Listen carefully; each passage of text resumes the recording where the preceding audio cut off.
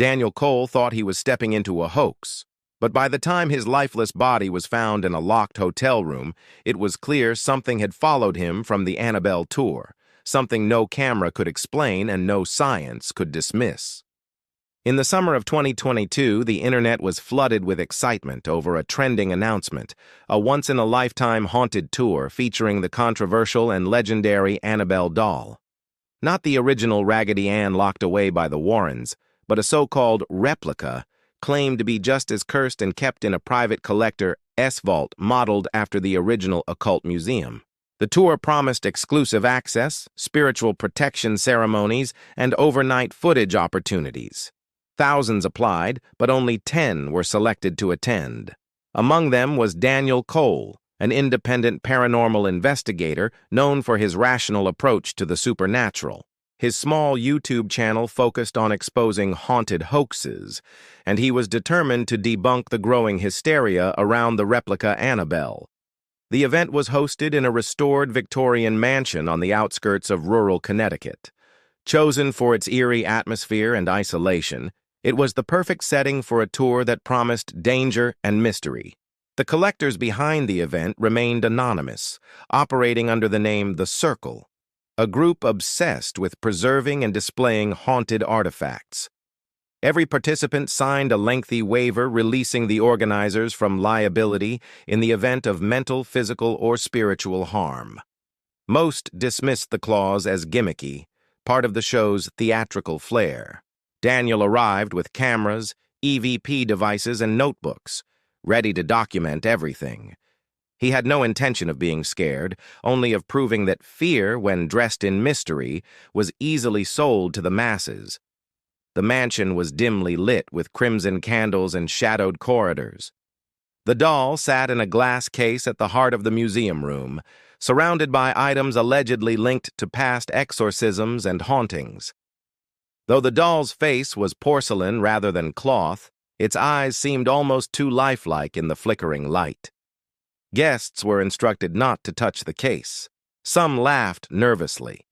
Daniel noted the strategic positioning of cameras in every corner. As the tour proceeded, most guests were visibly unnerved.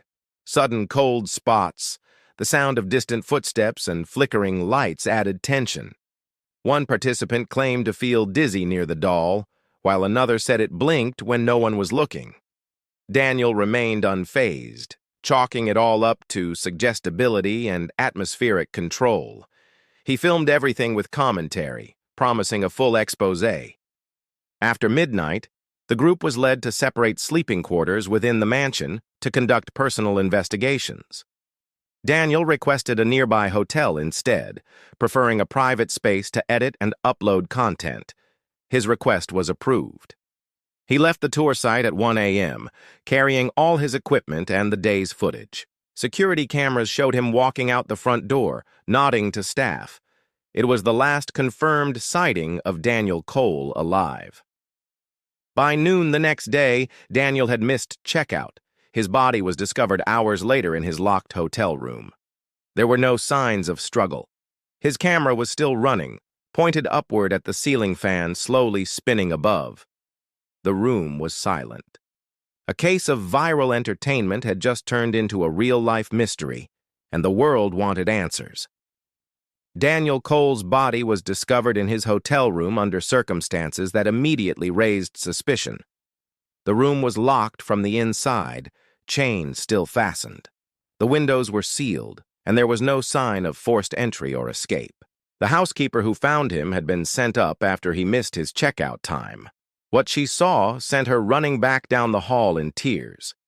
Daniel lay on the bed, his body stiff, eyes open, mouth slightly parted as if frozen mid-scream. The room was eerily cold, far below normal temperature despite a fully functional heating unit. Paramedics arrived within minutes and pronounced him dead on the scene. The first theory was cardiac arrest, but the real puzzle was in the small but chilling details. Daniel's phone was on the desk, still recording. The video showed the ceiling fan turning above him, slow and steady with no sound except the occasional static crackle. The video's timestamp showed the camera continued recording for over 3 hours after Daniel had presumably died. Strangely, the hotel's digital entry log showed no one else had entered the room. There were no fingerprints other than Daniel's. The coroner's report noted an unusual stiffness in the muscles, different from typical rigor mortis. Toxicology was clean, no drugs, alcohol, or foreign substances. His heart had stopped suddenly, yet his medical history showed no signs of pre-existing conditions. He was in good shape, with no reason to suffer cardiac failure. Despite his lifeless expression, there were no signs of trauma, no bruising or skin damage, not even minor abrasions. The investigation turned to the footage Daniel had taken at the tour. Several devices were recovered from his belongings: 2 cameras, 1 audio recorder, and a small hard drive. Detectives started to piece together his timeline. He had left the haunted tour location at 1 a.m., filmed himself returning to the hotel, and was last seen alive entering his room alone. At 3:13 a.m., the camera stopped recording for exactly 1 second, then resumed. In that 1-second gap, an unexplained digital spike occurred, something technicians described as a signal burst that didn't match any known interference or glitch. Back at the Replica Museum, things had become even stranger. The Annabelle doll, which had been placed in a sealed glass case monitored 24/7, was found missing at 3:10 a.m., just 3 minutes before Daniel's footage was disrupted. It was discovered again at 6:47 a.m., sitting perfectly still inside the same case. No damage to the lock, no evidence of a break-in. The museum's security footage for that 3-hour window was missing. Not corrupted, missing. Surveillance logs showed a complete power drop at exactly the same moment Daniel's heart stopped. The tour organizers refused to comment. They quickly shut down the exhibit and canceled all future events. Participants were asked to remain silent, but rumors spread quickly online. Some claimed Daniel had taunted the doll. Others believed he had taken something from the museum, perhaps an object meant to stay behind. Officially, there was no foul play. Unofficially, investigators couldn't rule out anything. Daniel Cole had set out to expose a hoax. Instead, he became the center of an unsolved mystery. When investigators began reviewing the footage from Daniel Cole's equipment, they didn't expect to find anything extraordinary. Initially, it appeared to be standard documentation. He filmed the museum walkthrough, captured the doll in its case, and recorded his commentary. He appeared calm and composed, clearly skeptical of the tour's theatrics. However, as they sifted through the final files stored on his GoPro and external hard drive, one video stood out. It was a continuous recording he had started after arriving at his hotel room, presumably to capture a personal summary or analysis for his upcoming video. The footage begins normally. Daniel enters the room, places the camera on the desk, and walks around, unpacking his gear. For several minutes, he discusses the evening's events in a low voice, pointing out that the atmosphere at the mansion was too polished and suggesting that it was all staged. Then something changes. Around the 27-minute mark, a soft whisper interrupts his voice.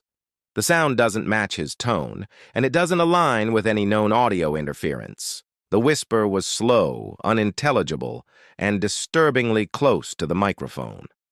Daniel paused, glanced around the room, and shrugged it off. He didn't seem to hear the sound himself. He sat on the bed, continuing to review his notes. The temperature reading on the corner of the screen, provided by his thermal camera overlay, suddenly dropped.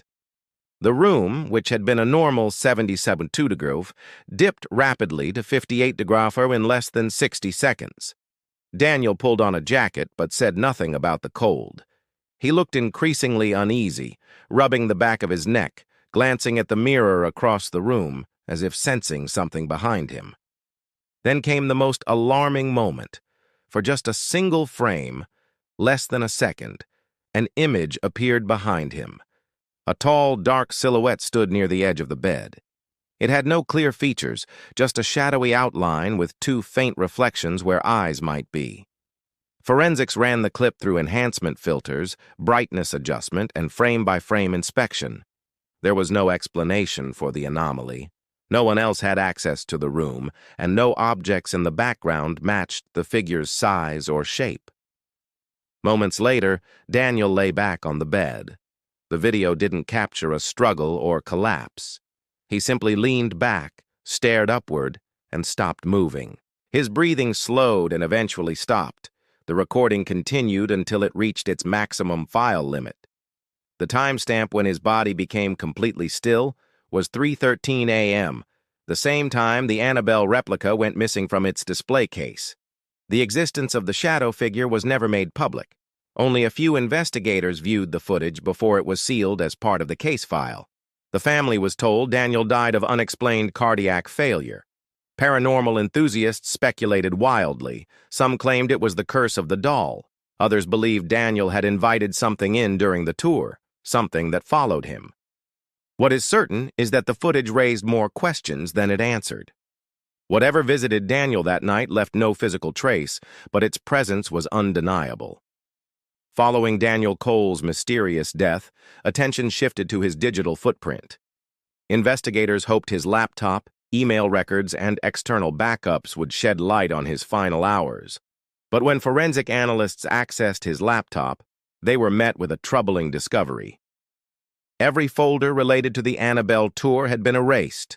The hard drive, once filled with research, interview notes, and correspondence, was wiped clean using a high-level overwrite protocol.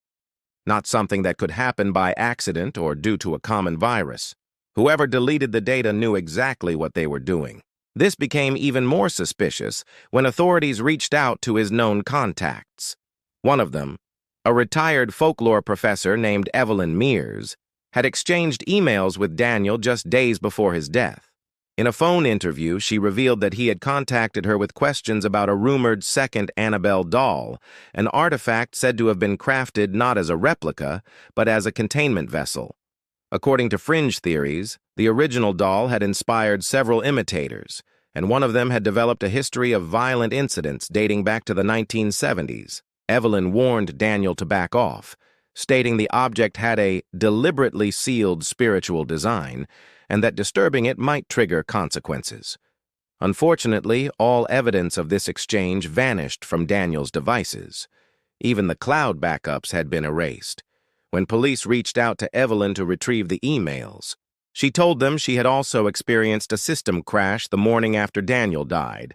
Her hard drive had been corrupted, and all outgoing mail from the previous week was missing. She dismissed it as coincidence, but admitted she no longer felt safe discussing the subject. Daniel's physical belongings told a slightly different story. Inside his duffel bag was a small, unmarked envelope. Tucked within it were torn pages from an old book. The paper was yellowed and brittle, appearing to be photocopied images of a manual on spirit binding. One page featured a sketch of a doll with glass eyes, identical to the one used in the tour. Below it was a warning written in Latin, loosely translated to, "She sees only when you look away. Do not invite her." Tucked at the back of his notebook, investigators found a single page that stood out. It held only 2 words written in shaky handwriting. "She's watching." Whether it was a final note or a cryptic message from earlier in the investigation was unclear, but it added to the growing list of strange coincidences. Adding to the mystery, one of the other tour participants, Tessa Bray, attempted to contact the police days later. Her message was short and frantic. She claimed Daniel had been talking to the case during the tour and that something was not right about the doll's presence. Before investigators could follow up, Tessa deactivated her phone, deleted all social media accounts, and was never heard from again. When officers visited her listed residence, it was empty. Neighbors said she left in the middle of the night. With the disappearance of a key witness, missing digital evidence, and the presence of unexplained documents, the case surrounding Daniel Cole became less about science and more about something unknown. The more investigators tried to understand what had happened, the more the truth seemed to retreat into darkness. The official investigation into Daniel Cole's death came to a quiet, unsatisfying end. The final report was filed as undetermined cause of death, with a note that no foul play was found. But behind closed doors, the inconsistencies surrounding the case disturbed even the most seasoned investigators. What should have been a simple conclusion, an isolated heart attack, was surrounded by digital tampering, missing evidence, and unexplained behavior from other witnesses. Even more troubling was what followed in the weeks after the incident. Daniel's body was released to his family for burial, but the process did not go smoothly. During transit from the state coroner's office to the funeral home, the van carrying his remains went off route for nearly 14 hours. The GPS logs were blank for that period, and the driver could not recall taking any detour. When the van finally arrived, the body was intact, but the toe tag was missing and the paperwork had been partially altered. Daniel's time of death had been manually rewritten in red ink, now showing 3:13 a.m., the same time his camera glitched and the Annabelle replica disappeared from the display case. His family demanded a second autopsy, but the request was denied on procedural grounds. They were told the body had already been embalmed, and further examination would yield no new results. When pressed, the authorities simply stated that the case was closed and any further inquiries would need to go through legal channels. The family hired a private investigator, but he disappeared mid-case, leaving only a voicemail that said, "There's something wrong with that doll. I think they brought it back." Meanwhile, the group behind the haunted tour, known only as The Circle, went completely dark. Their website was taken down, social media accounts deleted, and the mansion where the event took place was suddenly vacated. Locals reported seeing several unmarked trucks leaving the property late one night, carrying large crates and heavy equipment. Within a week, the mansion was listed for sale under a different LLC, with no mention of its previous use. All video content from the tour vanished from YouTube, even re-uploads posted by fans. Channels who discussed the event reported receiving takedown notices from unknown legal entities.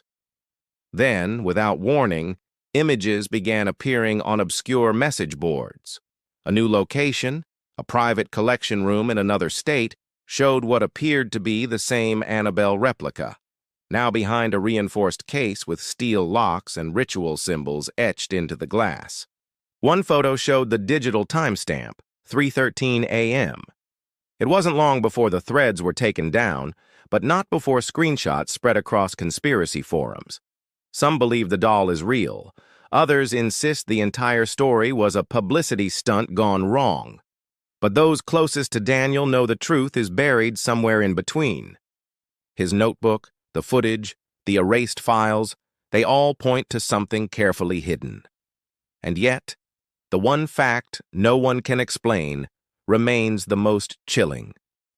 Daniel Cole, the man who set out to disprove the myth, died under the same conditions the legend warned about. Now, no one talks about the tour, and the new rule among investigators is simple: never look too long into the eyes of the doll.